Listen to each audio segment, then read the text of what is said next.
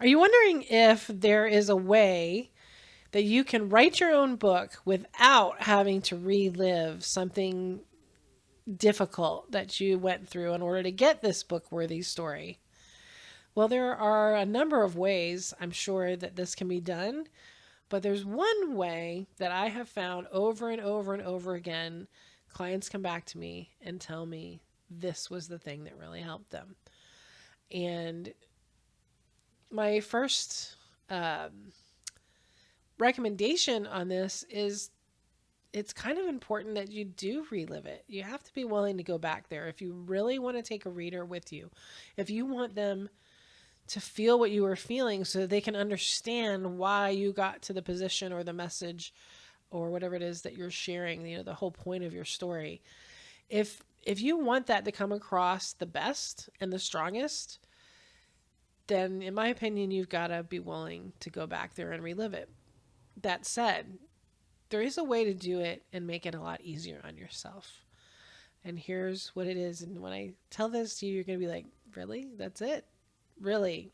It's this simple. You have permission, number one, to write more than one version of this book. So give yourself permission to have freedom. And your first draft is for you. Your first draft is for you. No one else has to read it. You just need to work through the emotions of retelling it. And when you do that, if you'll just give yourself the space to write it more than once and to let the first draft be only for you, then it doesn't matter what you say. Because what I've found is people get held back because they get all caught up in worrying about what other people are going to think, what other people are going to say. Is the person I'm talking about going to come and sue me? Like, there's all these fears and questions. And so then they get paralyzed and they don't write at all. But if you give yourself permission to write a first draft only for you and do it privately. So I know I've seen some people who will start anonymous Instagram or Facebook, user IDs, which may or may not be against their terms of service, but that's irrelevant. Somehow people still find them, and even though they're posting anonymously, somehow people still figure out who they are and who they're talking about. So when you do this, do it on paper, or do it on at the very least on your own computer where it's not live for people to see, and just write about what happened as though you're telling it to someone who might read it, but not with none of the repercussions, none of the worries. Because then after you do that, number one, reliving it once will make it easier. If you feel like you have to go back there a second time, it'll be easier the next time. And because you will deal with things and you will heal through the dealing with the things. You'll get a lot of healing from writing your own story.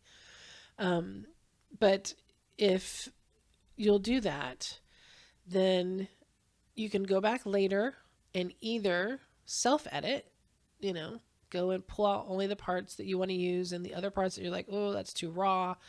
That still bothers me. Like, you don't want to publish anything that you're still dealing with emotionally. You need to really be on the other side of it, or you're not going to help people, and you potentially are going to hurt people, including yourself. So don't ever publish something you haven't worked through. But that once you get the story out, you can pull out those parts that maybe you haven't quite dealt with, or maybe you haven't quite healed yet.